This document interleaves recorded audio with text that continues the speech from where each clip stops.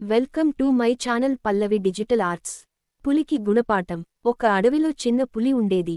అది ఆడుతూ పాడుతూ ఆ అడవి అంతా తిరుగుతూ ఉంటూ సంతోషంగా జీవించేది.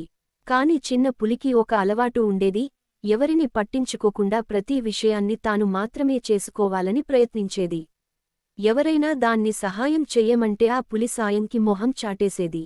ఒకరోజు ఆ పులి అడవిలో ఆహారం కోసం వెతుకుతూ వెళ్తూ ఒక పెద్ద ముళ్ల గుంపులో పడిపోయింది. ఆ గుంపు ముళ్లలో బాగా చిక్కుకుంది. దాంతో చాలా నొప్పి పడ్డా బయటికి రాలేక నానా కష్టాలు పడసాగింది. ఎన్ని ప్రయత్నాలు చేసినా చిన్న పులి తనను తాను బయటకు తీయలేకపోయింది. అప్పుడు అది తన పక్కన ఉన్న కుందేళ్లను, పక్షులను మరియు అడవి మిత్రులను పిలిచింది. కాని అందరూ పెద్దగా సహాయం చేయడానికి ముందుకు రాలేదు. ఎందుకంటే చిన్న పులి ఎప్పుడూ తనకోసమే ఆలోచించి ఎవరినీ సహాయం చెయ్యడం కుదరకపోయేది. చిన్న పులి కాస్త కలత చెందింది. కాని తన తప్పు గుర్తించుకుని సున్నితంగా అందరికీ మళ్లీ సాయం అడిగింది. అప్పుడు అడవి మిత్రులు తమ సహాయం చేయడానికి ముందుకు వచ్చి పులిని ముళ్ల నుంచి రక్షించారు.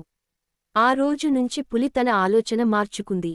ఎవరికి సహాయం కావాలన్నా సంతోషంగా ముందుకు వచ్చి చేసే మంచి అలవాటు సంతరించుకుంది.